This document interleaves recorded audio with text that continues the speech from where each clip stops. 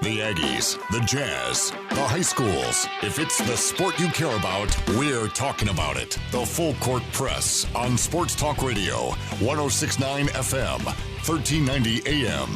The Fan.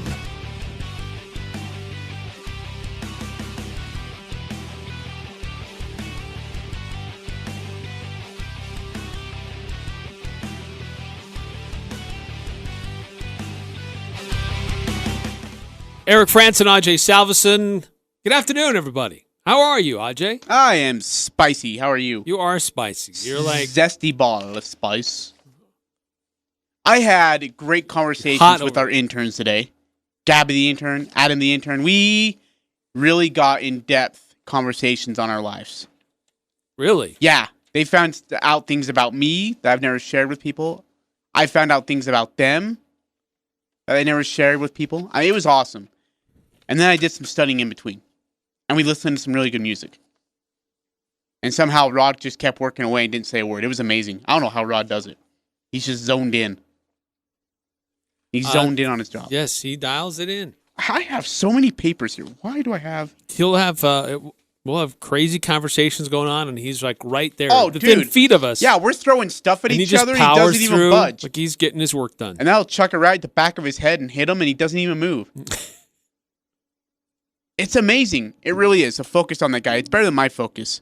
Like, especially when the interns come in, I'm not focused. I want to chat with them, get to know them. How are they doing? How was their day? What can I do for them? When are you focused? Oh, dude, I'd like to know when that is. This is all me. All me. I did all of this. So you tell me when I'm focused, huh? 100% You know you have focused. some interns here in the room who actually did that work? Okay, I helped him get to that page to find that thing to push click and print. All right. So here's what we're going to do today. Utah State had a victory on the road at Ugly Wyoming. Victory. Yeah. Especially the first half. Yeah, that was I thought I was bad at basketball, and then I watched him play.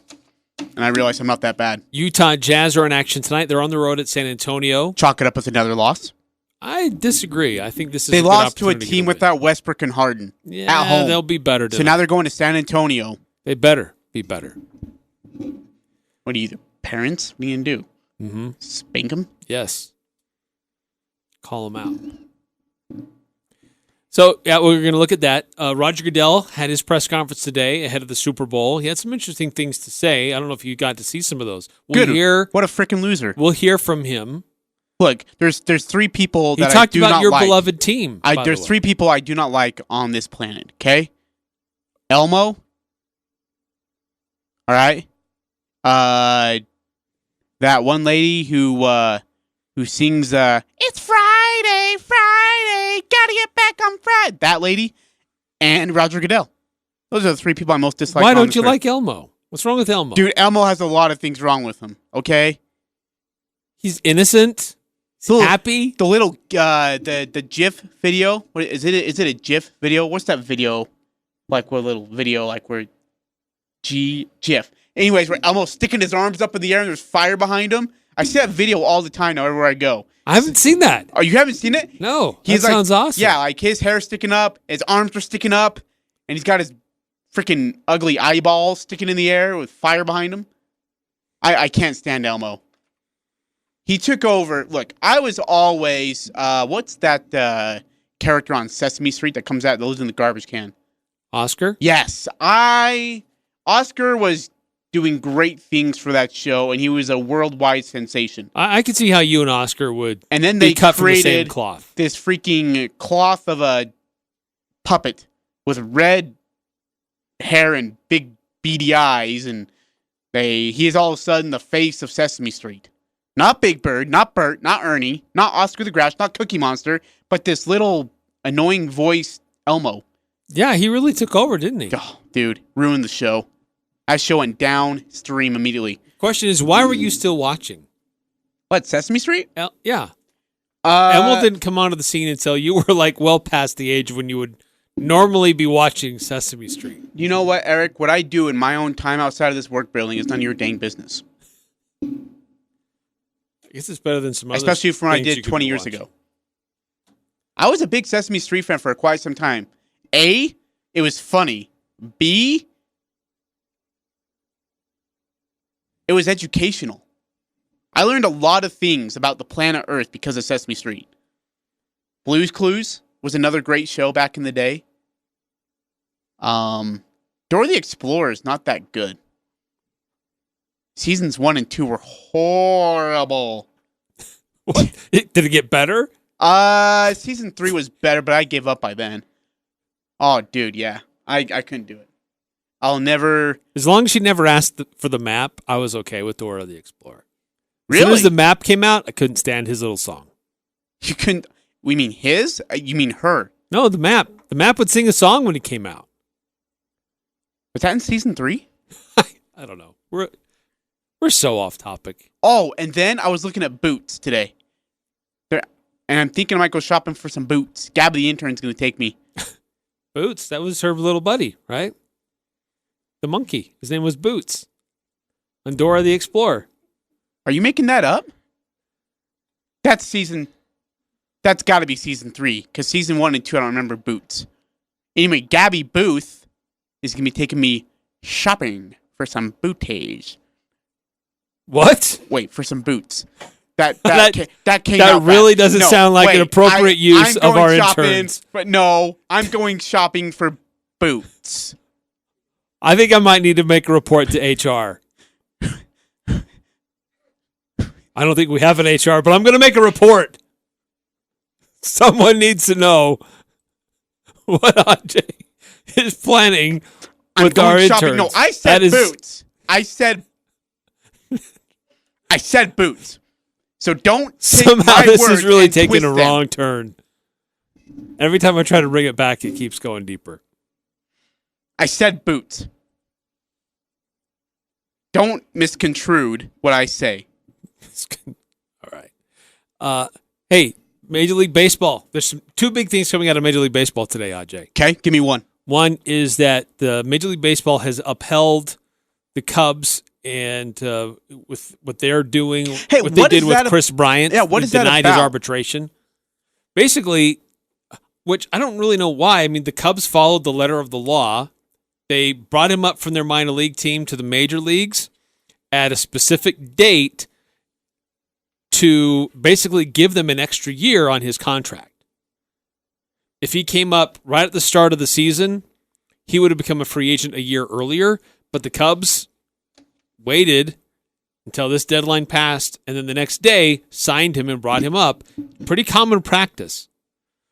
But Chris Bryant still tried to say, hey, look, I've had X number of years. I should be able to be a free agent earlier.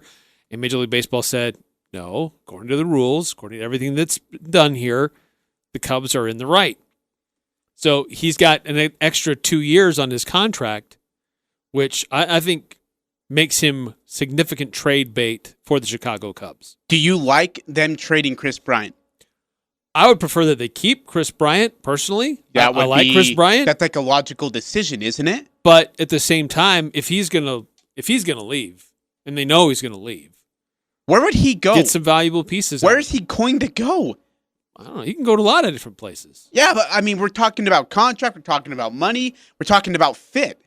I mean, a lot of if he's wanted still to go relatively to a contender, cheap for his skill level. Yeah, but if he wants to go to a contender and start at third base, it's very limited right now. Astros, Yankees, Red Sox, Braves all got really solid third basemen. Dodgers have an up-and-coming kid coming from AAA. He was really, really good. Hit very well last year. He was actually the leading hitter on the Dodgers and leading slugging percentage, too, out of Triple and AA. He was really good. So you're asking to find a contender that will be able to allow you to come in with, I know it's a quote-unquote cheap salary, but I don't see him going to a contender. And I hope that the Cubs get the right package for him because he's extremely talented. That's insane that he would leave. Hindsight's always 20/20, right? So if you're the Cubs organization, would you have brought him up quicker? He was playing great. He was knocking the socks off of everybody in the minor leagues, and they knew he was going to be a great asset to their team. But they played the game. If they signed him before this deadline, they would have lost years with him. They wouldn't have been able to sign him to a longer term. So the Cubs played a longer game, and try to maximize their value with an up-and-coming prospect. But in the process, they kind of forced Chris Bryant to swallow a sour pill. Every player's been through it, man. Mike Trout went through that. He didn't say a dang word. So what? Because Chris Bryant thinks he's the best player at his position in the league, he should get a special privilege? This is common, as you said, it's common practice. So Chris Bryant needs to swallow a sour pill and just be a man. It's business. It's baseball. It's how it works. By the way, how much is Chris Bryant getting paid? I don't know the terms of his deal right now. I got to look it up. Okay, well, while you're Googling that, the money he's making, good gosh, Dora. All right, so the money that he's making currently at this time for his position, can I speak bluntly? Great, he's overpaid. He's going to earn about $18.5 million next year. Oh my good gosh, yeah, he's overpaid. His hitting percentage went down. He struggled last year. Adam the intern, who is about as talented at baseball as you are, opposite-handed, should get paid more than he does. So he is under contract for the 2020 season. 21 is in arbitration. So make him 22 as a free agent. Arbitration year 4, and then 2022 he becomes an unrestricted free agent. Yeah. Now by 22 things can change, but here's the problem: Angels spent $300-something million on Mike Trout. They're bankrupt. Phillies spent $300-something million on Bryce Harper. They're bankrupt and they're stupid. Astros, well, I guess Astros are got to pick up the pieces from what they're going through right now, and that's a whole different crap show. What I'm doing is I'm going through contenders or possible contenders in the future that he might want to go play for. Look, a guy like him doesn't want to go and play for the Detroit Tigers and go 30 and 120 something in a baseball season. He wants to go play for a team that has a chance at winning a championship. But again, all those teams are locked up with a talented first baseman as it is. So he's going to go there, ride the pine, not play, maybe plays a DH, but he sucks at hitting, so then becomes a worthless... He doesn't suck at hitting. Look at his numbers from last year between the year before. Well, they were off, but it doesn't mean he sucks at hitting. Did you not see the pitches he was swinging at? Look at their strikeout ratio to pitches that were a breaking ball. Tim Kirkland did a study on this, by the way. Look at the pitches that he struck out on a breaking ball. And look at the pitches that he struck out on in the dirt on a breaking ball. Not good. Okay? The guy's playing cricket. Wrong sport, bro. We're in America. You need to give him a paddle if he wants to hit that. He just became an impatient, undisciplined baseball hitter. Now, back in that 2015, is that right? When you guys won the World Series? Mm-hmm. He was one of the 16. best. Excuse me, 16. It was a 16? Yeah. I mean, just 1 year off from what Back to the Future predicted. He made pitchers. In fact, he was third in the NL in the playoffs in pitches taken. He was able to work counts up because he was patient and he was disciplined. He didn't go chase for pitches to try to put it out of the park. Everything he was doing, because in the lineup that he was in, he had one job: put the ball in play. And he was a patient, very good hitter. Then all of a sudden, like out of nowhere, he gets this oversized ego where he thinks he can hit anything and everything, and then he's swinging at anything and everything. And like I said, you needed a garden hose to even reach some of the pitches he was whacking at. Well, it wasn't even close.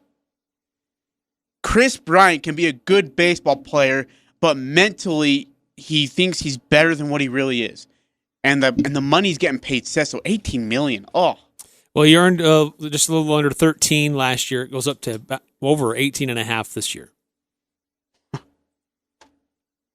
How much are we making? I was curious. Sorry, yeah. Random. Hey, by the close to that. Other piece of news that you didn't mention, I'm glad you brought that up, though. Chris Bryant, Dusty Baker has agreed to a 2-year deal to be the new manager of the Houston Astros. Baker, who is 70 freaking years old, dude, stop, retire, go to the beach. Okay. Saw this on social media. Did the Astros announce the hire by banging in a trash can? Okay. That it was coming up. Okay. Didn't. Great. Good for you. Please exit stage right. Loser. Having last managed the Washington Nationals in 17th, he now ranks 15th among all-time wins with a 1,863 record and 1,636 record over 22 seasons, which, by the way, includes a National League pennant with the San Francisco Giants in 2002, which they lost in 7 games to the Anaheim Angels in a bitter World Series, a World Series where Dusty Baker actually kind of cost him that World Series, if you ask me. Here's the problem with this. Baker 70. He's going to be rolling into the dugout with a wheelchair and an oxygen tank by game 100. Oh, come on. Dude, he's old. Come on. Guy's going to have a stroke on the first pitch he argues. He becomes the third manager, Major League Baseball history, to be hired at the age of 70 or older. Casey Stengel was 71 when he was hired by the Mets back in 1962. Yeah, that was a bad hire. Jack McKeon, he was Nailed 80 it. when he was hired by the Twins. He was 80? He was 80 years old. Oh my gosh. Hired by the Twins in 2011. What inning is it? We're in the 8th. Okay.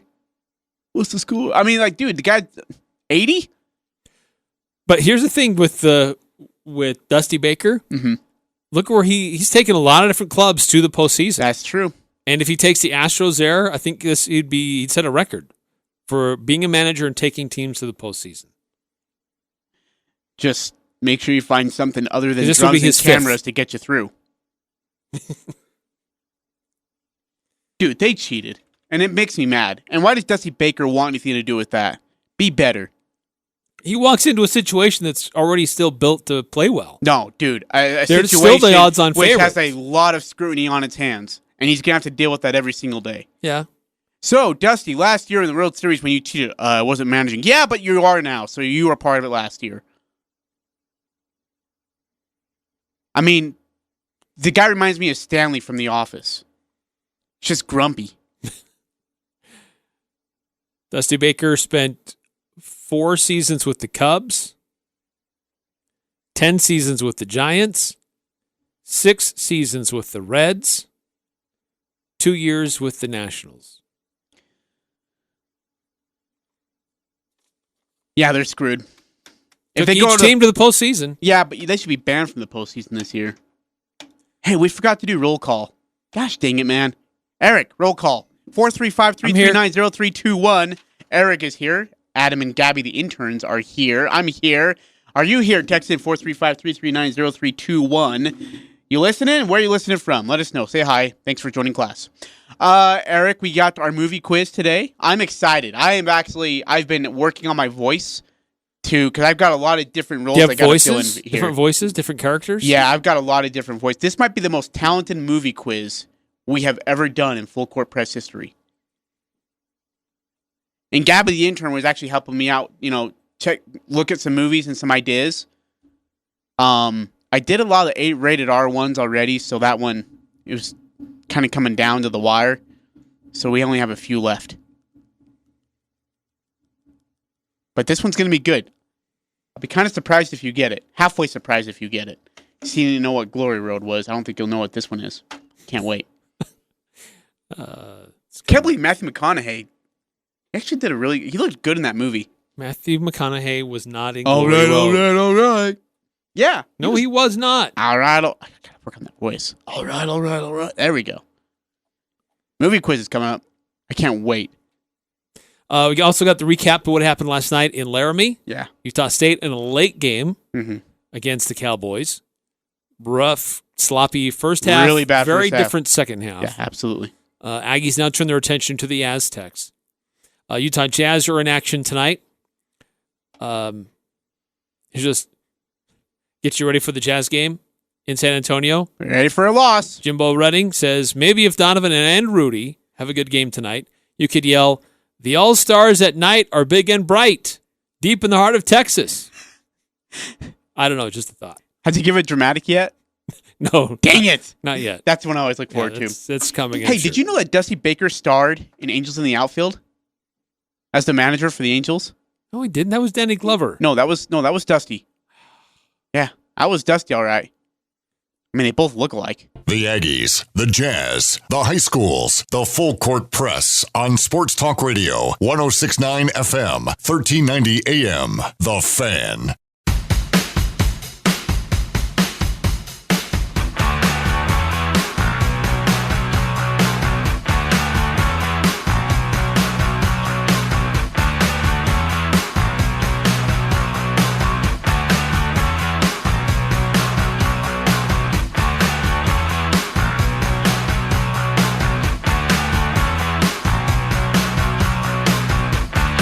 Playing patty cake?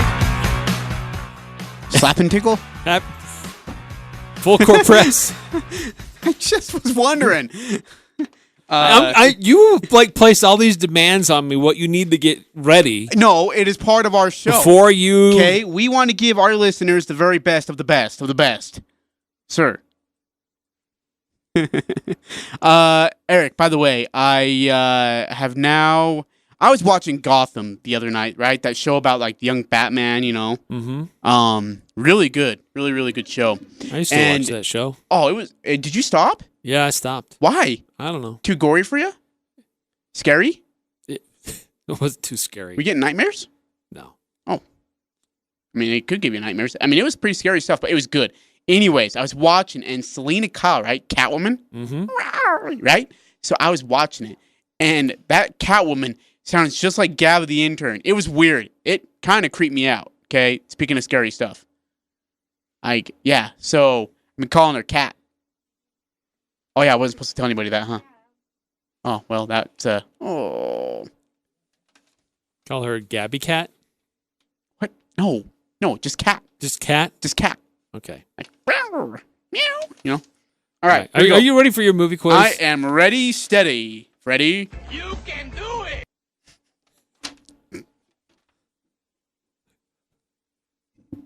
Is that it?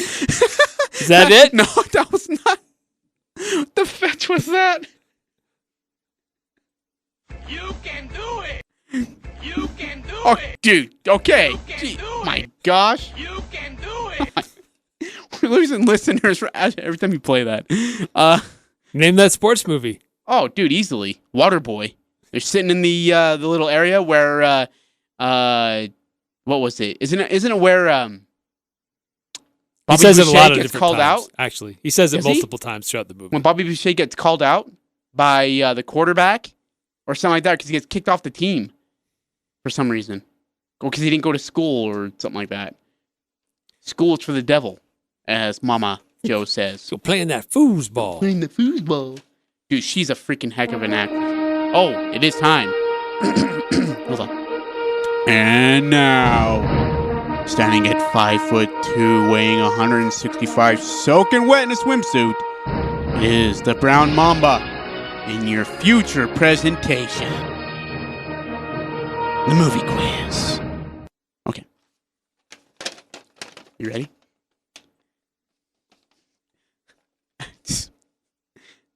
I'm not ready. Hold on. Anyway, listen to the roar of the crowd as the Indians take the field. Few claps, few cheers. Yes, sir, they love this club in Cleveland. Just a reminder about Die Hard Fans Night coming up here at the stadium. Free admission to anyone who was alive the last time the Indians won a pennant. Here's the thrill of defeat, Charlie. Kellner delivers.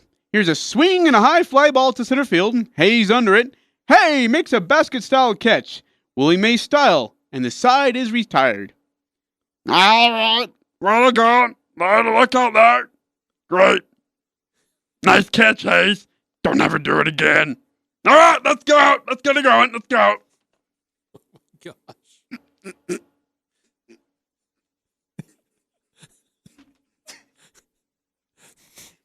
Please tell me there's more. Bum of the first, Willie Mays to lead it off for the Wingo-Wombers. A lot of people say you can tell how the season is going to go by the first hitter of the year. Brewster into the wine and comes to the plate. Hey, here's a hot shot to the hole. Riddy knocks it down, fires to first. It's light! Hayes beats it. Give Riddy a credit for sacrificing his body on that racket. That guy's a family to think about. So Hayes becomes the first Indian in 15 years to lead off the season with a hit.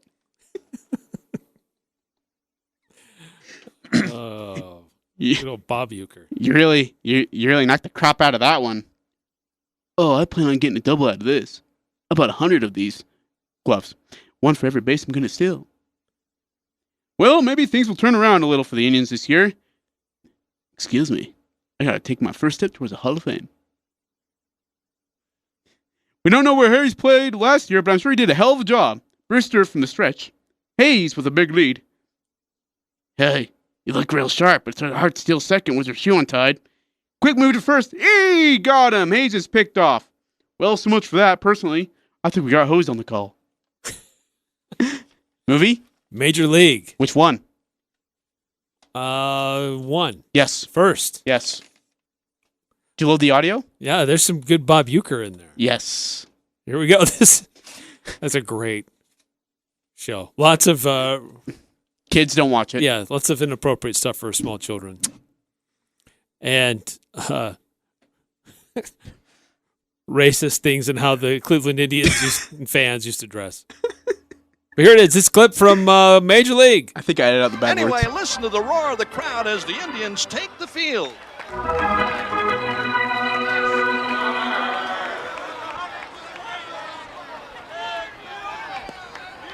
Yes, sir, they love this club here in Cleveland.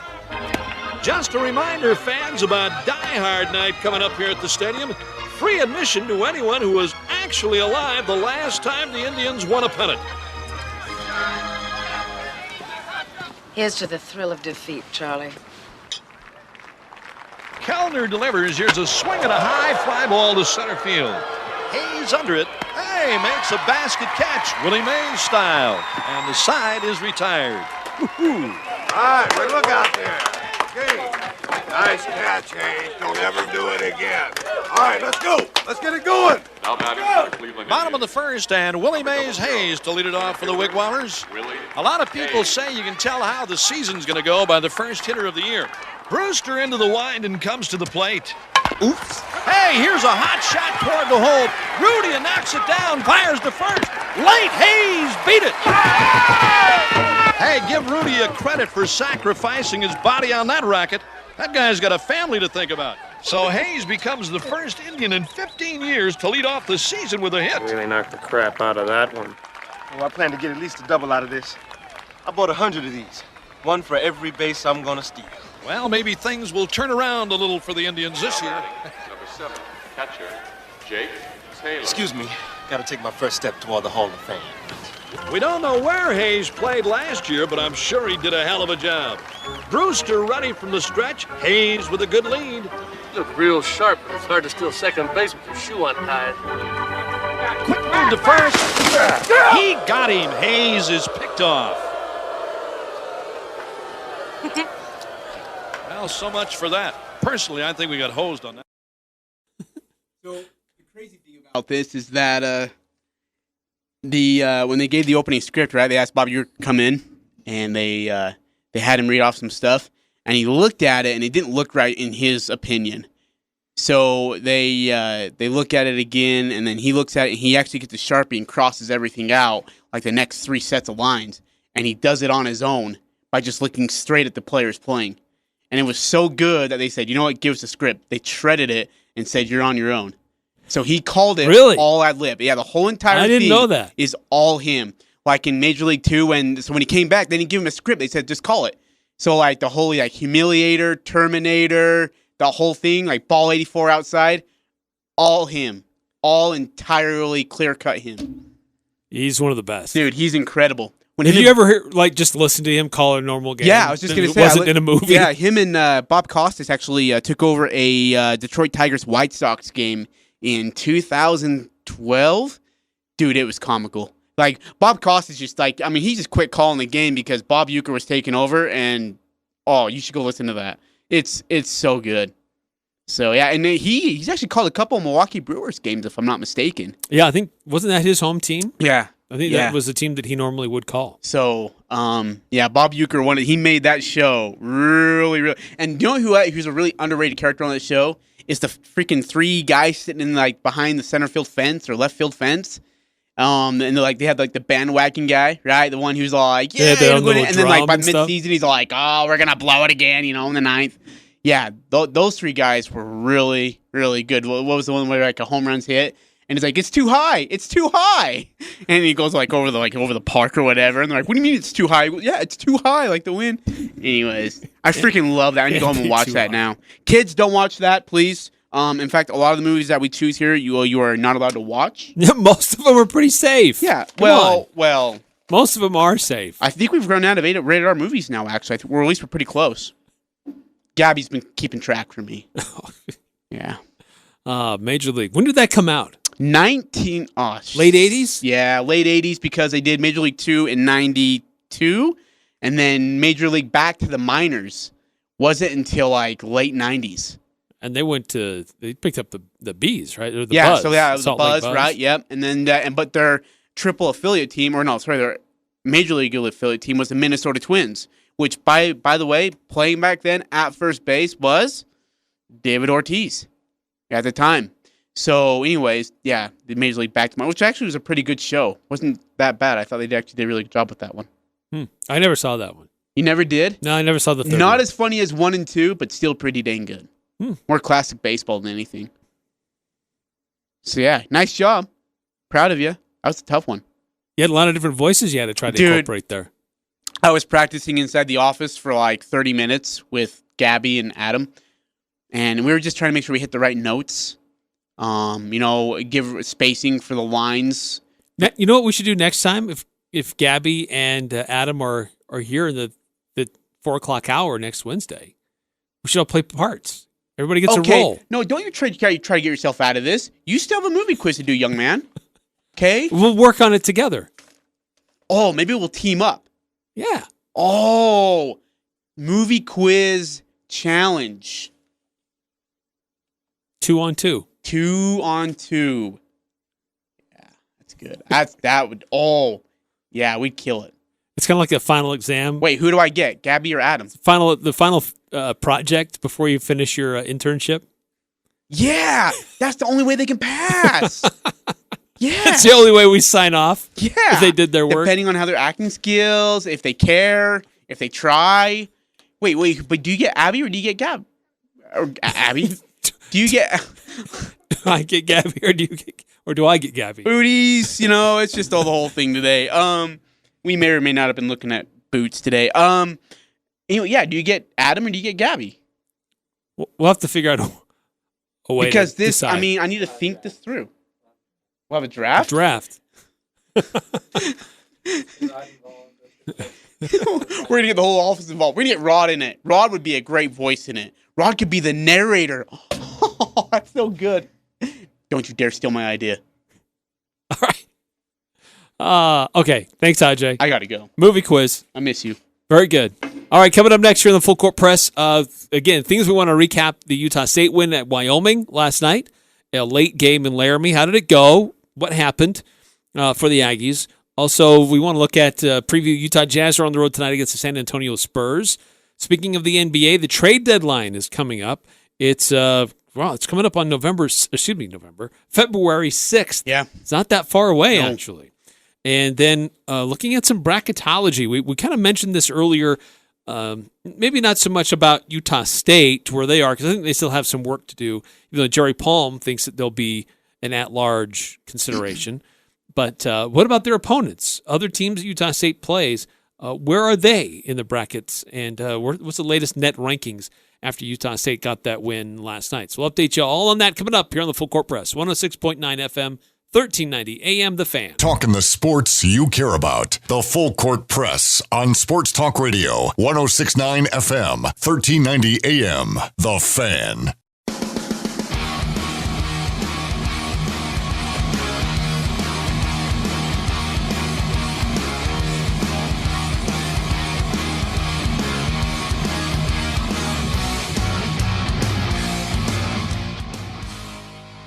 Eric Frandsen with you here on a Wednesday. Thanks for tuning in, 106.9 FM, 1390 AM. And if you're streaming online, 1069thefan.com. Ajay had to step away. He'll be gone for the rest of the show. Maybe he'll be shopping for booties. I don't know. It was really weird. Couple things just to touch on real quickly. We had the Utah State game last night. It was a late game in Laramie. We'll update you on what happened there, what went well, maybe what didn't go great for Utah State. Utah Jazz are on the road tonight, taking on the San Antonio Spurs. The NFL is getting ready for the Super Bowl this weekend. A couple different things about that we'll get into. Roger Goodell held a press conference, his usual annual press conference ahead of the Super Bowl. Had some interesting things to say about a variety of different topics, so we'll hear from him and some other things that he touched on. And then one of the things that's always interesting about Super Bowl time is the different like prop bets that you can do. Basically, you can wager on so many stupid things when it comes to the Super Bowl. Like, how long is the national anthem going to go? Is it going to be heads or tails? What's going to be the first song that Jennifer Lopez will perform? I mean, it gets pretty ridiculous. So there's a full line of some of the ones about the halftime show. Well, we'll get into some of that and some of the silly things that are going on. Not to encourage gambling, but just some of the silly things that are out there that some people are wagering their money on to try to predict what might happen. So anyways, this Super Bowl could be a very interesting one. Two really good teams. A lot of talent on both sides. And I think it's got a lot of people kind of hyped up about it. But outside of Patrick Mahomes, it doesn't really have big-name football players that transcend like we've seen in years past. So it'll be very interesting to see what the ratings look like this year. I think based on the talent and the coaching that we'll see on the field, that it could be a really, really interesting football game, and based on what's happened so far this season. But sometimes for a Super Bowl to really transcend to beyond just a game, what becomes part of the national discussion, you need one of those big names, a big personality. Certainly Richard Sherman is a big personality, but is he really a big name that a lot of people talk about outside of football circles? Patrick Mahomes, we're seeing him a little bit more in sponsorship deals with major companies nationally. You start to see him in commercials a little bit, but certainly not as recognizable as some other NFL players. So I'll be really curious to see what the ratings look like after this weekend, because this Super Bowl does lack a little bit of star power. I think that the powers that be are trying to hype it up a little bit more, and perhaps rightfully so, to help us understand that don't follow it too closely, help other people understand that, look, Patrick Mahomes is a very special player. We should be paying very close attention to him. But outside of that, though, there aren't a lot of names that those that aren't diehard NFL football fans might really recognize. But earlier today, Roger Goodell had his regular press conference ahead of the Super Bowl, and he touched on a number of different topics: collective bargaining, changes to how coaches are hired. Will the schedule change much at all going on in the future? There's been a lot of talk about that, expanding the regular season, trying to get more games in. And it's interesting to hear what he had to say on that, so stay tuned for that. But he also talked about some of the things going on with the Patriots, how they admitted they were filming the Cincinnati Bengals sideline during a game. And he touched on that a little bit, says that the league has a responsibility to all of their institutions to be fair, to do it right. You have a responsibility to the fans to understand what happened.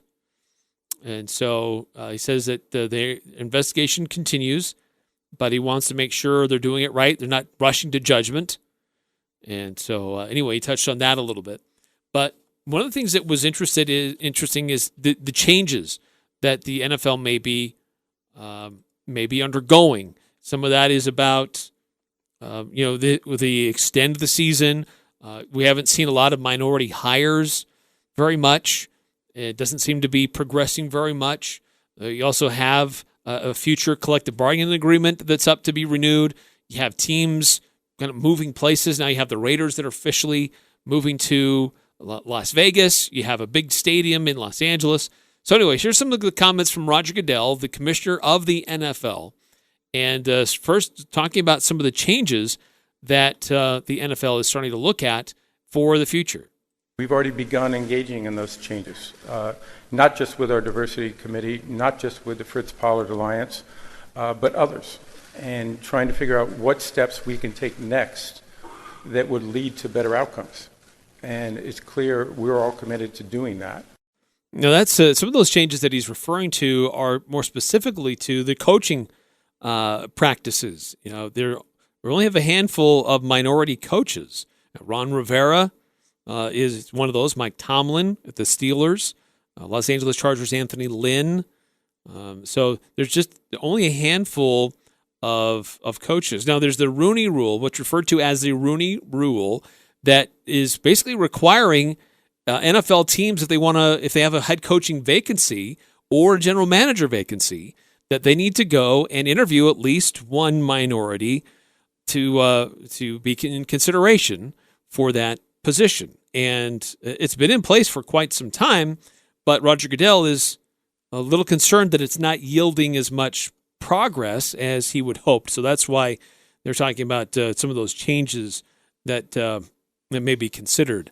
One of those other changes that they're talking about, expanding the regular season from 16 games to 17 games. And he referred to it as a restructuring. Didn't say that they're adding games. He just kept referring to it as the season would not be expanded, but restructured. So what does that really mean?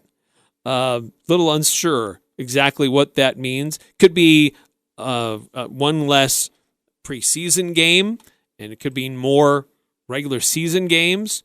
I don't think they're going to extend it any later than they normally do already. So there's still some question about what that might mean. But he did say this. He says, "We believe we have made the game safer. We've made it better.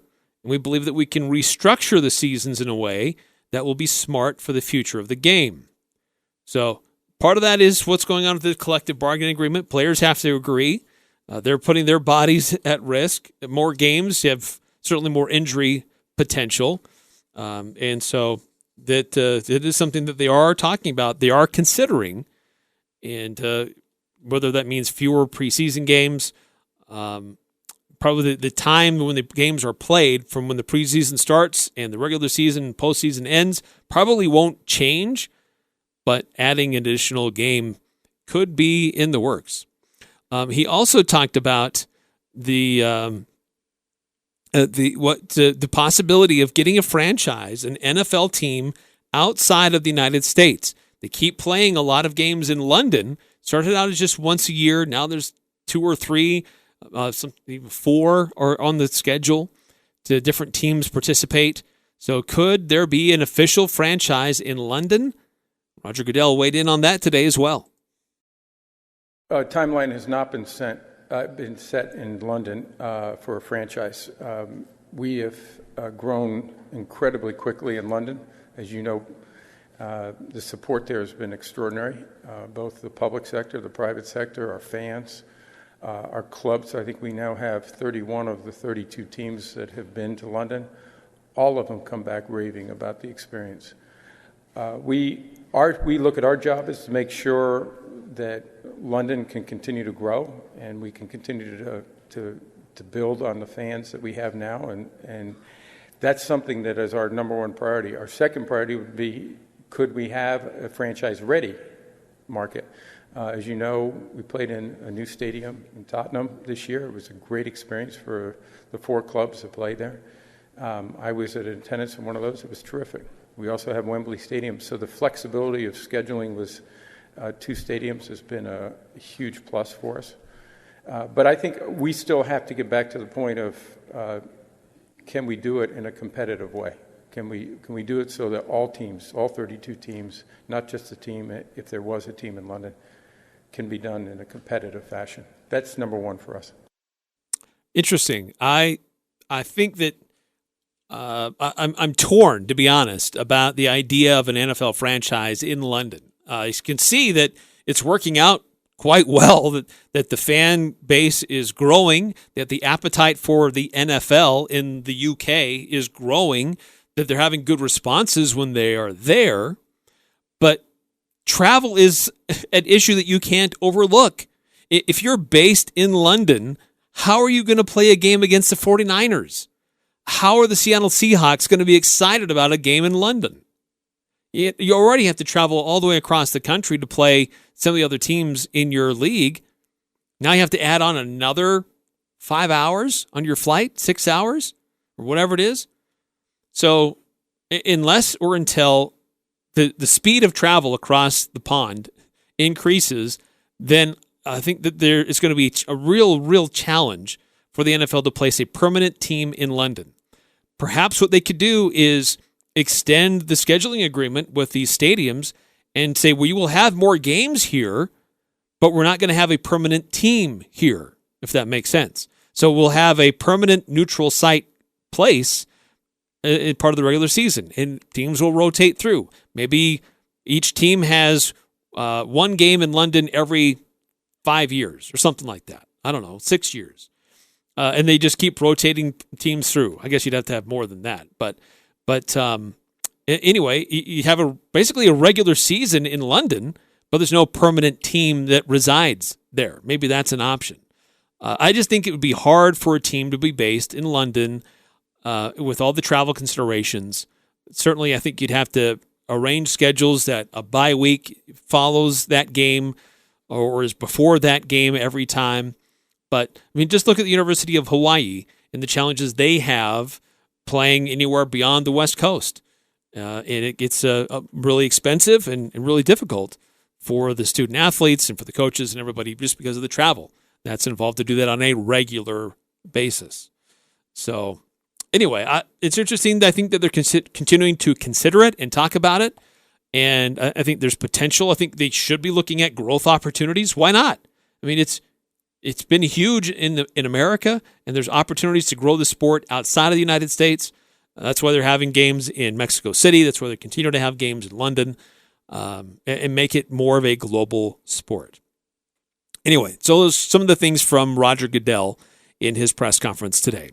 Before we take a break, just a quick announcement. Logan City, they've reopened Highway 8991. There was a pretty bad accident. Two-vehicle crash there, and it shut down 8991 for a while. Well, apparently, northbound traffic has now been reopened after a two-vehicle crash there. So just pass that along. If you are heading north, Highway 8991 on the south end of town has been reopened. All right, coming up on the Full Court Press, some more about the Roger Goodell and the NFL. And then next hour, we'll get into Utah State's win at Wyoming and preview Utah Jazz at the San Antonio Spurs coming up next here on the Full Court Press. Sunday, the San Francisco 49ers and Kansas City Chiefs square off in Super Bowl 54. Hi, this is Scott Graham. Join me and the rest of our Westwood One crew from Miami for all the action. The Chiefs are in the big game for the first time in 50 years. Can they bring the title home to Kansas City? Or will the Niners take a sixth Lombardi trophy back to San Francisco? Tune in to find out. If it's Super Bowl 54, it's right here. It all starts at 3 o'clock with pregame and then kickoff at 4:30 on Sports Talk Radio, 106.9 FM, 1390 AM, The Fan. The Aggies are number one here. The Full Court Press. Connect with us on Facebook, Twitter, and online at 1069thefan.com. You can feel the excitement. You can see the excitement by the stadium. It's a great facility. I've had a chance to be through it on several occasions in the last several months. I think it's going to be great for the community. I think we're going to be great for the community, and I think the community is going to be great for us. That's Roger Goodell earlier today talking about the NFL expanding to Las Vegas, talking about expansion. Or I guess it's not really expansion, it's more movement because it's not a new team. But he also talked about the new stadium that's nearing completion in Los Angeles that will house both the Chargers and the Rams. That's an incredible facility as well. So the NFL certainly doing well for itself, and a lot of excitement in Las Vegas and even Southern Utah. Folks can make it to an NFL game, just a short drive to Las Vegas. So it's interesting to see what the NFL is doing. Coming up next hour, we'll get into the Utah Jazz and the Utah State Aggies. I'm Dan Patrick, and this is Above the Noise. Like any league, the NBA is typically pretty slow-moving. If players want to change uniform numbers, they have to wait until next season. But when it comes to honoring Kobe Bryant, those rules are out the window. The league is letting players with number 8 and 24 change immediately if they want to, and those are magic numbers for players, like Michael Jordan's 23. It's been remarkable to watch the outpouring of affection for Kobe in the league. So many young players pointed to him as their hero, and so many credited Kobe for helping them improve their game. While they compete on the court, there's a brotherhood amongst the players, and that's been on full display this week. It will be interesting to see how the league honors Kobe in the coming days and weeks. The first Lakers home game is coming up on Friday, and then the All-Star game. But this is just the beginning. Kobe's gone, but he'll never be forgotten by anyone who loves the NBA. I'm Dan Patrick, and this is Above the Noise.